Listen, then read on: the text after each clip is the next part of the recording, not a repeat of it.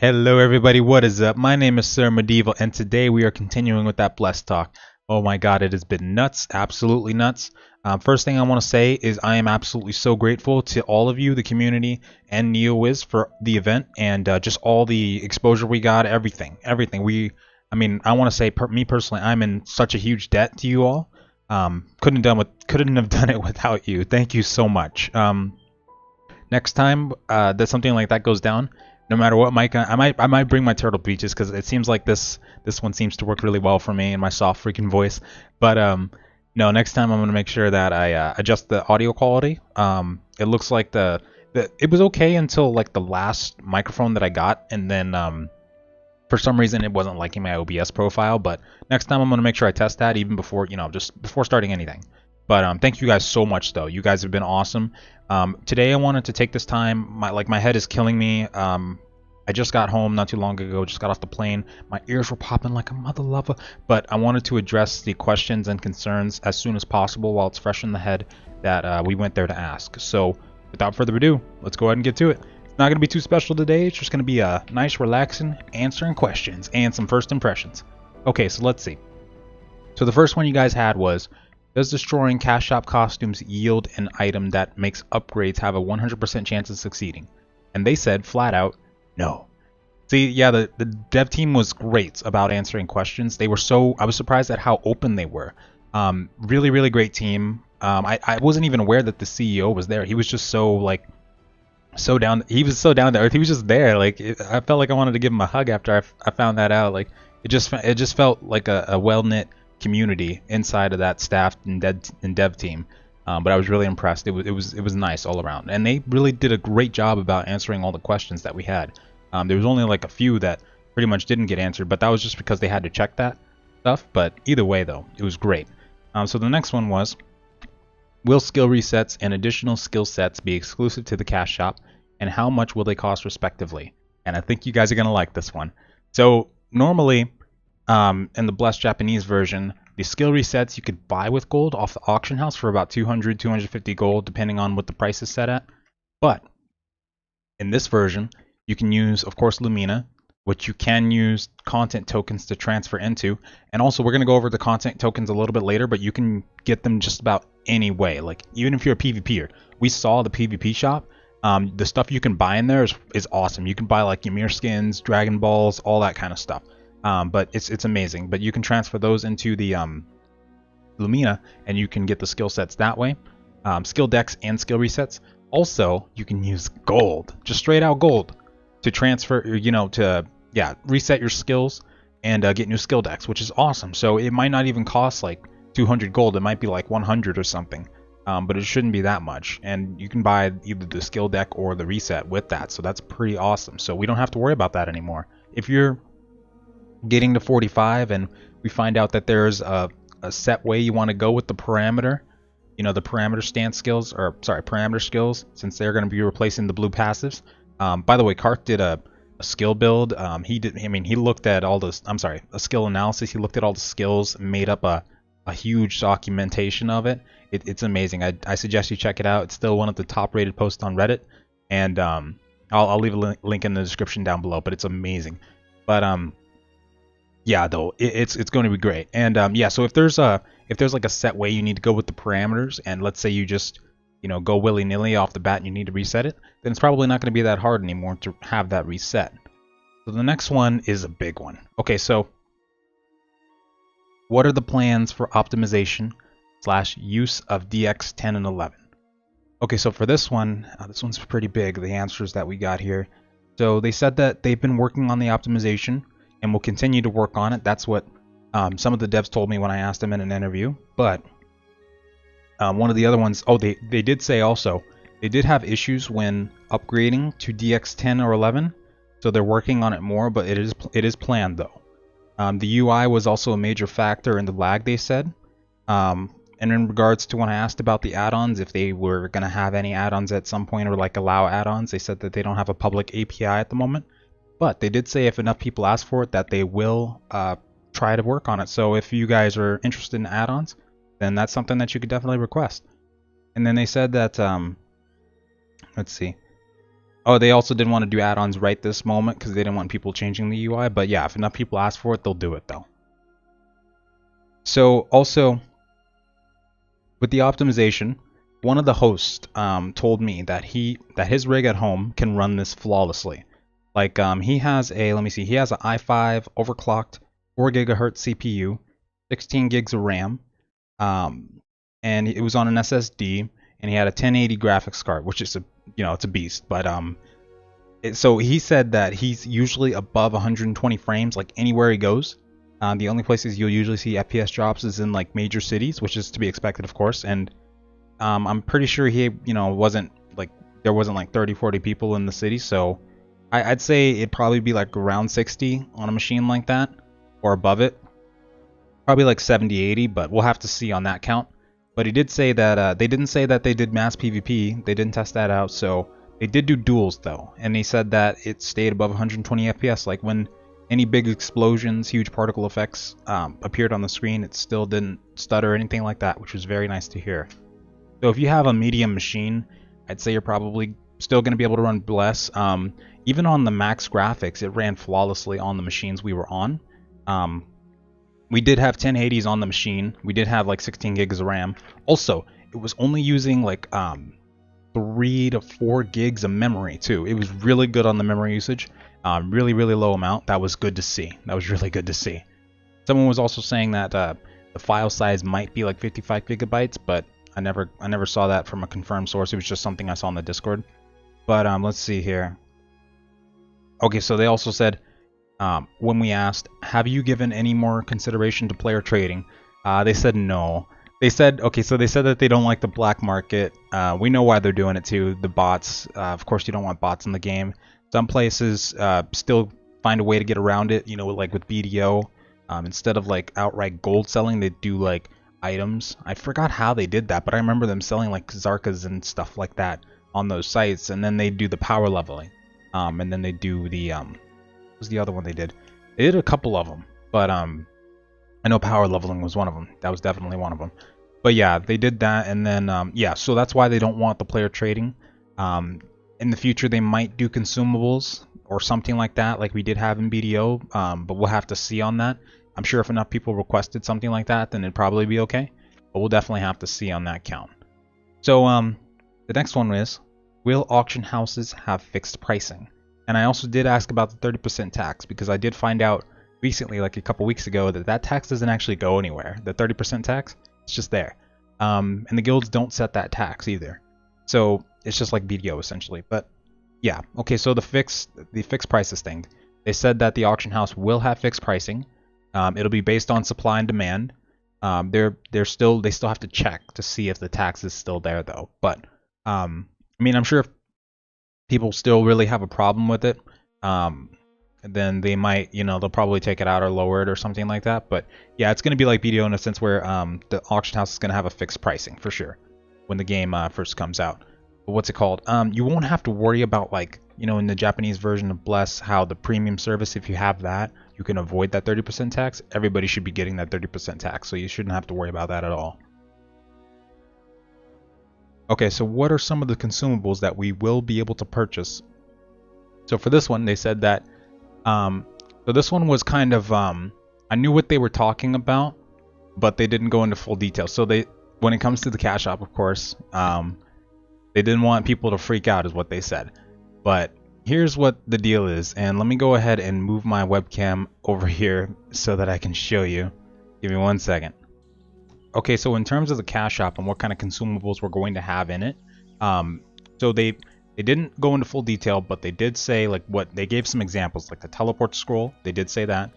They did say that we'd have gathering tools. I was like, and I did emphasize on that directly. I said like this, and they said yeah. That's what they did too. So anyway, they did not mention the inventory expansions, but I'm guessing it's probably going to be in there.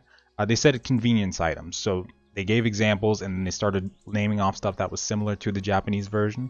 So the only thing that we probably won't see that would be considered pay to win, because we're probably going to see skill decks, the skill reset, of course, because they did say Lumina.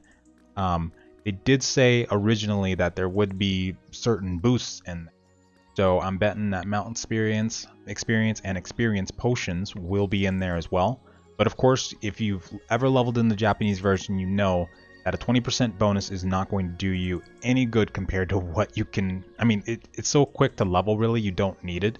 But I mean, if you get, like, let me show you this. If you get, let's see, I have it on my snake actually. So I have a 42% experience bonus on my snake when hunting mobs. So this is only the base one. You can get up to 3 different types of them. So if you wanted to get, like, let's go to another pet here. Where are all my pets? Oh, Akasha. There you go, girl. So you could literally get, here we go, like 154% experience bonus. Compare that to 20%. No, not gonna, yeah.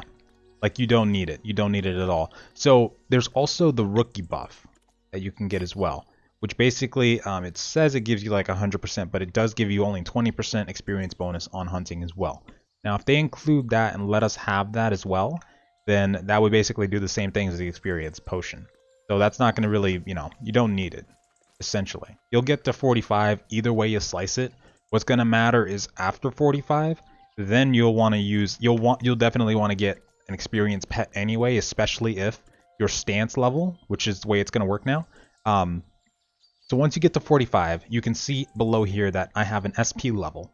So this is what's going to be called your stance level now. Instead of special levels, it's going to be stance level. So stance level is going to appear in the bottom right or bottom left here after you reach 45. And then when you open your stance and skill menu, you'll see like your 4 stances, and then 2 of them are going to be locked out here. I'll show you a picture of it in just a second here. But so basically, you need to get to stance level 20 to unlock those stances.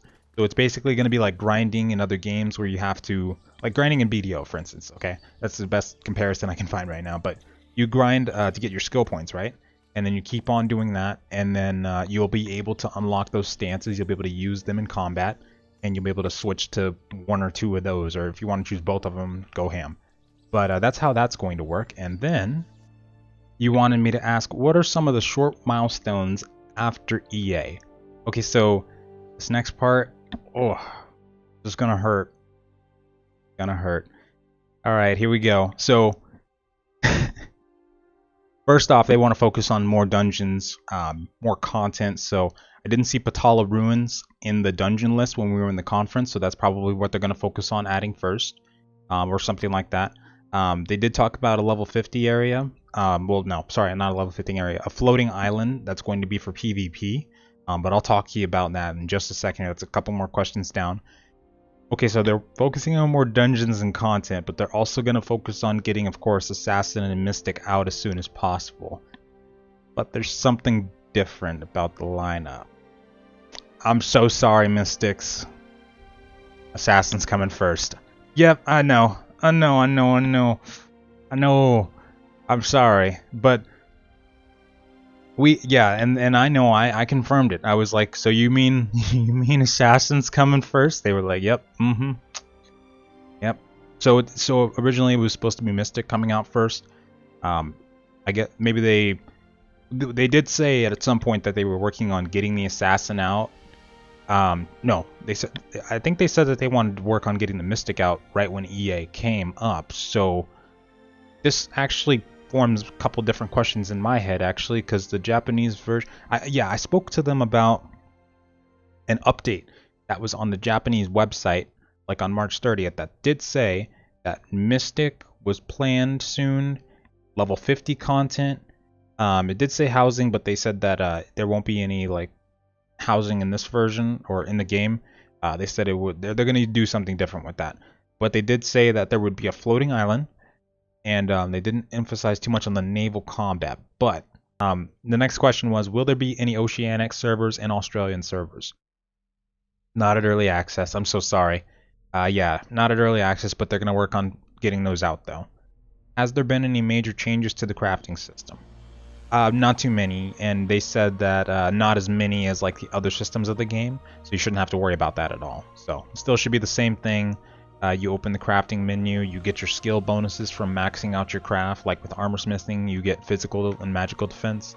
With jewel crafting, you get spell power and attack power by maxing out that craft, so you can still use that to your advantage. Crafting is still going to be very important to go for, just not for those bonuses alone, but just to have somebody able to do that is going to be nice. Like if you want to put jewels on the market at like 3 in the morning, have your guildies snag them, you could probably do it, and you probably wouldn't get sniped. But yeah, still, crafting's pretty cool indeed. So the next one is, oh, this is a big one. Does the rune system still play a major factor in endgame? And what they said is not as big as before, and that's also because the character progression is in now. So now that we have to actually farm for those skill gems, we have to apply those to our skills, do upgrades, and we have to unlock our stances. You shouldn't have to worry about the rune system. They're also working on ways to balance it further, the rune system. So you especially won't see any rune stacking, so we won't have to worry about people going around just full bare runes and 3-shotting everybody. So they're definitely aware of that, and they said that they're putting mechanics in place to guard against that. The next thing was, and this is what I was talking about earlier when it came to the naval and the floating islands. So I asked, this was one of my personal ones, a while back I saw an update for Japan stating housing, floating islands / airbase mechanics, naval mechanics would be implemented at some point. Is this true? It also said Mystic was planned and level 50 content was planned. But they said that instead of housing, they would use something called Fleurs, F-L-E-U-R-S, I believe. Yeah, I don't know what that is actually, but that they wouldn't use necessarily housing though. They would do something else with that. In terms of the floating island though, that is actually a max level PvP zone that they're planning to add, but they haven't picked a spot for it yet, is what they said. So that's actually pretty awesome. That I didn't even know that they were planning on doing that. But yep, that's exactly what that is. It's going to be a max level PvP zone, and from what they're saying, it's going to be open world. But it might be a battleground, but they did say that it is max level in a PvP zone. So and then I asked about the winter island. So there's a winter island. I can open up the map right now. In the top left corner of the screen, winter biome. I asked how to get here, and this is what they said. I love their response to this. They said, well, first, we can't get there right now. Even if you have a flying mount, you can't fly there yet. But there will be ways to get there, so I'm hoping that means naval combat, please, please.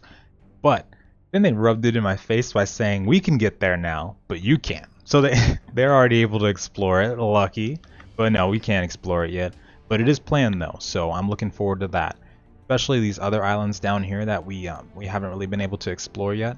Would love to see if if naval content becomes a thing, then you could just do that all day long. Could you imagine having a Kraken in this game? All this area. I mean, the map is huge. Like, it would take you a while to explore all of this. I mean, you saw how people were just walking around for like 30 minutes in the press conference streams.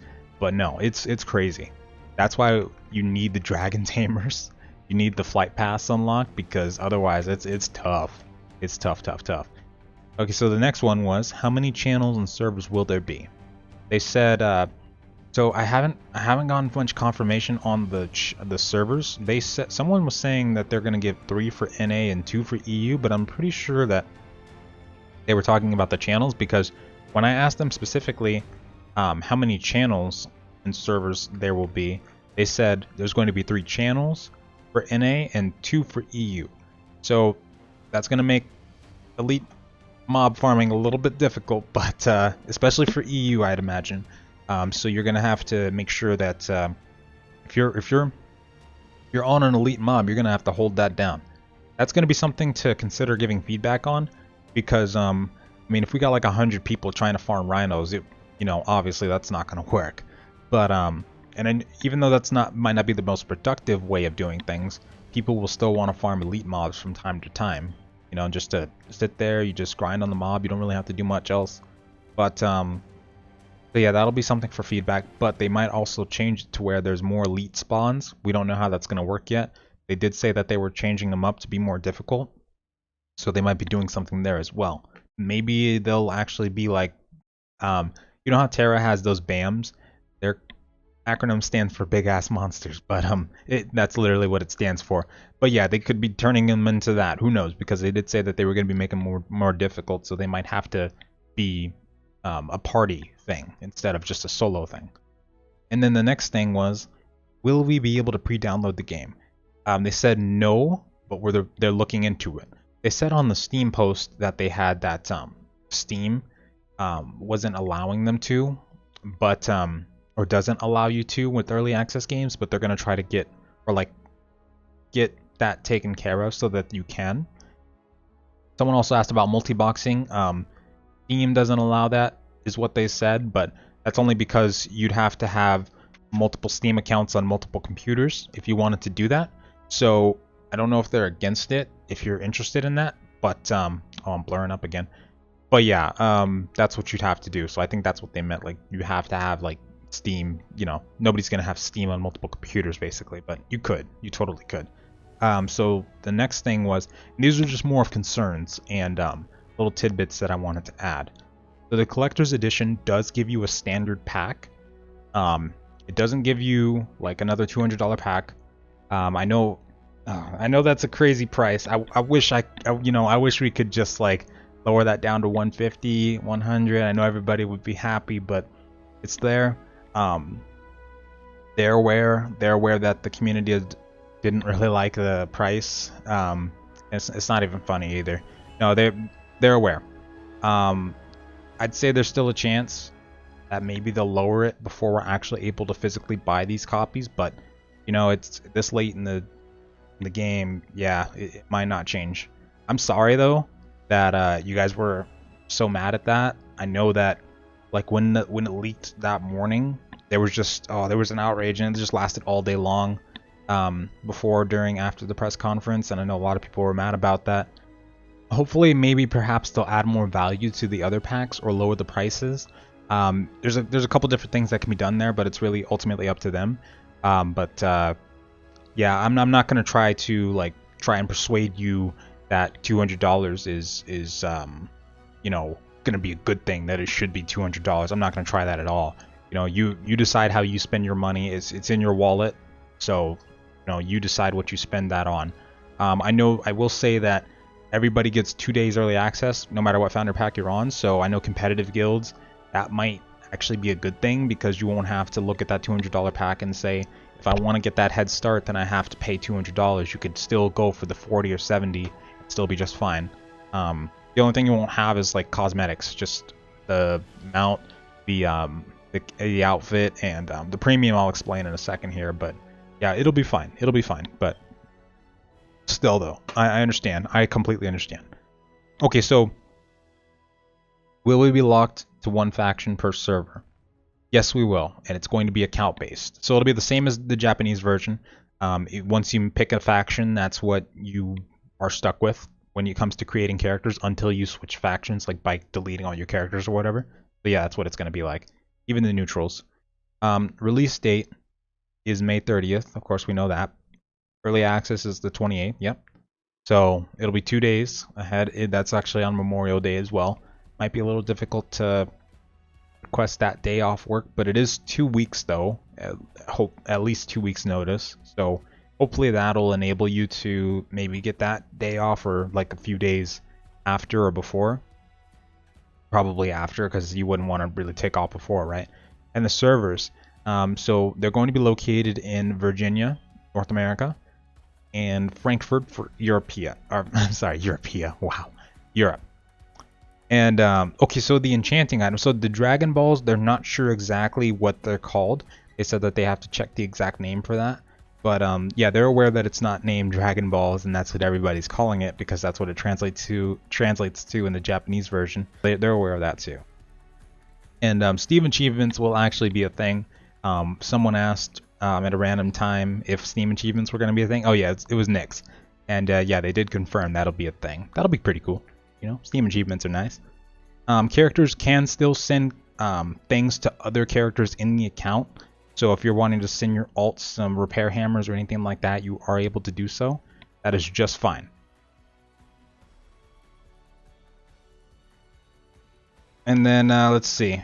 So, and then this next part is, yeah, stacking runes won't be a thing. You won't have to worry about that. They're balancing out the rune system, so don't worry about that at all. So, This next part is more not questions that were asked, but it was concerns that were gathered by Lily, one of the moderators for Bless Online, and she wanted these questions and concerns answered.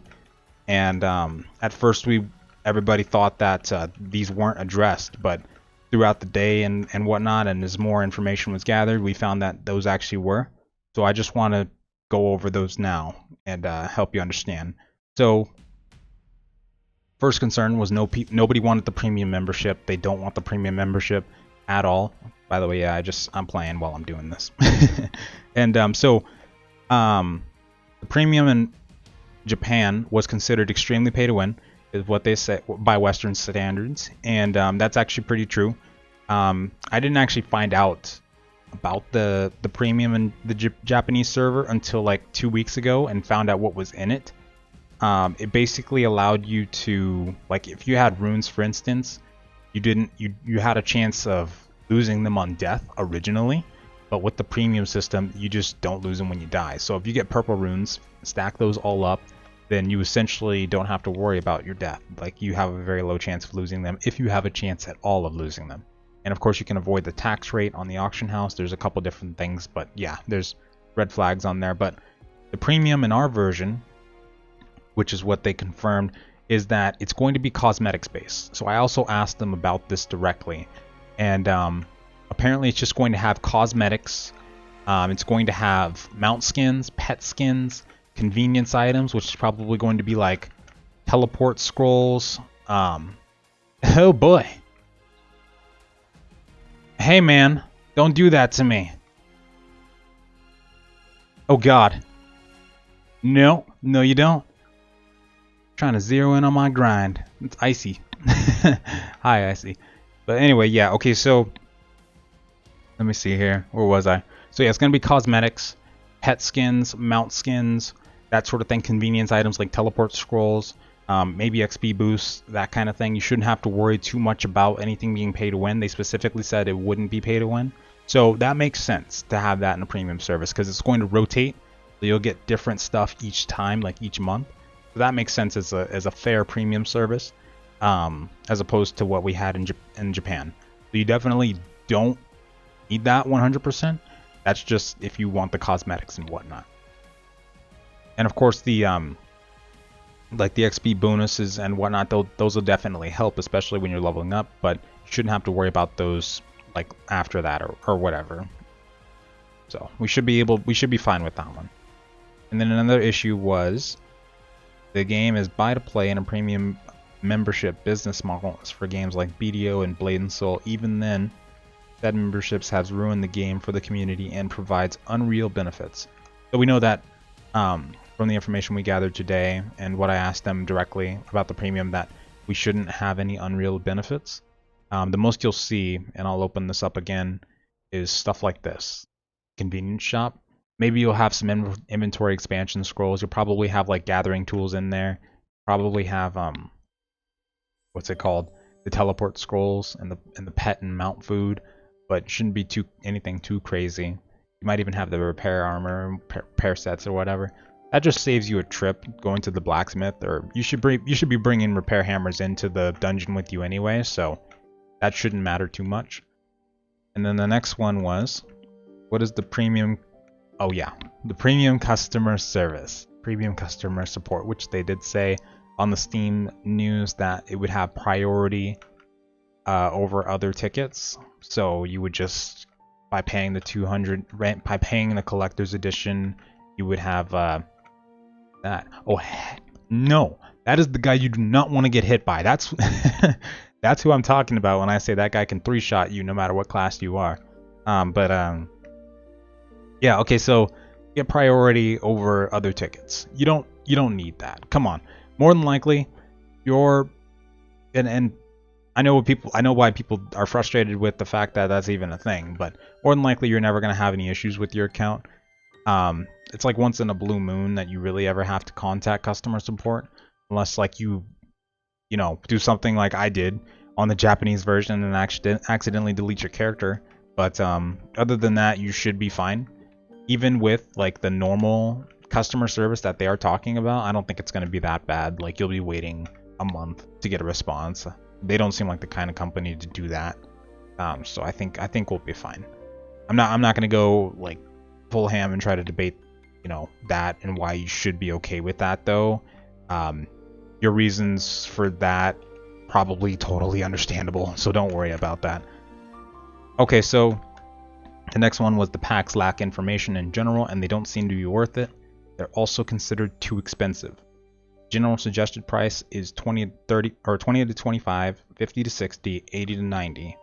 Okay, so for this one, we knew that we were hoping that the base price was going to be around $20 to $30. That's what everybody was guessing, what everybody seemed to be okay with, which it is $29.99. That doesn't say that. I know a lot of games when they first release, especially in early access, sometimes they'll have like a weekly sale, like a sale that'll last for a week, maybe like 20% off, which would probably bring it down to like at least $20 to $24. So that wouldn't be too bad for the base game, especially people just trying it for the first time and find out that the game isn't for them. They might be more inclined to at least still support the game while it's developing. Of course, I was hoping for 20 because they'd be really inclined to still support the game, but hey, I'm hoping that people will still be okay with the $30 mark. And then the Founders Packs, we were expecting, I'm pretty sure we were expecting like the base, like the first level maybe, to be at around 40, 50 bucks, which the base one is, the first one is $39.99. And then the second one, $70. I'm pretty sure people aren't mad at that one, that price tag. More or less just mad at the fact of what's in there, which I can totally understand. I'm sure they understand that too. But that seems like an okay price. And then of course the last one we get. If that was like 100 to 120, I'm sure people would have not had an issue in the world with it. But yeah, it was 200.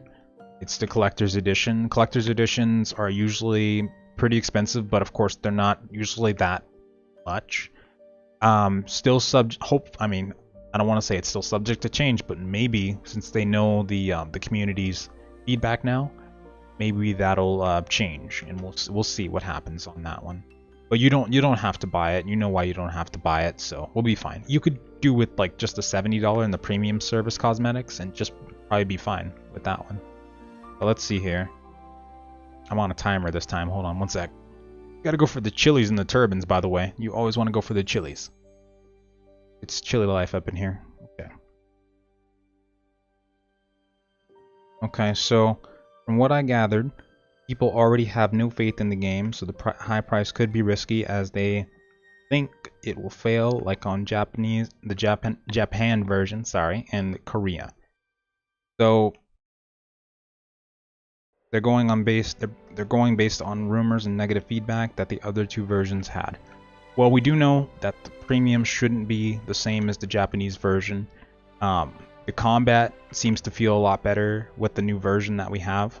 It'll take some getting used to, but it does feel more strategic, more skill-based. There's also some things in there that streamers like Pox actually noticed while people were playing in the Blessed Emissary event that competitive guilds are going to love about the skill system.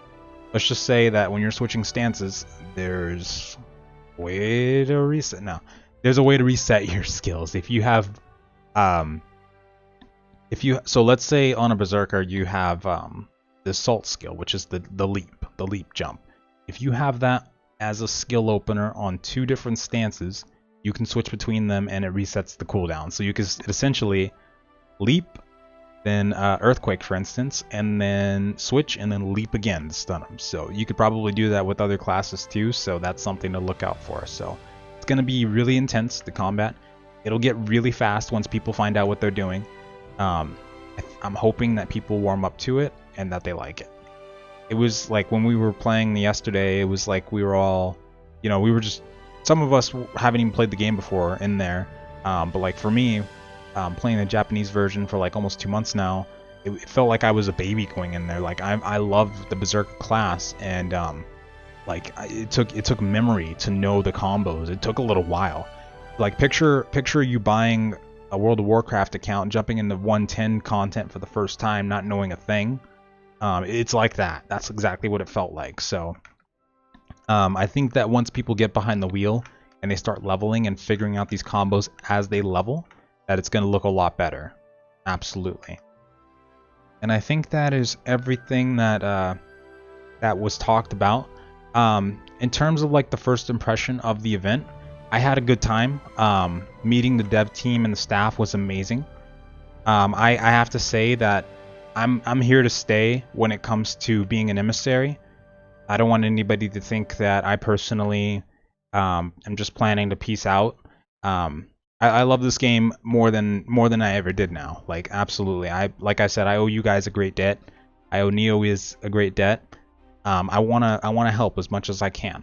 So I want to thank you all so much for still being here. I know you're frustrated with a couple things about what's going on, but I urge you and I hope that you'll stay hopeful for Bless, and we'll see how it turns out. We'll hope the best for Bless. That's all really anybody can really ask for, right? If you're unsure, just wait for the reviews. We'll see what happens in those. You know, just go from there. If you don't wanna spend the money, there's a lot of other games out there, but if you want to give Bless a chance, then I hope you'll enjoy it. And with that, folks, I want to thank you so much for watching. I hope you have a wonderful day, and I'll see you next time. Later.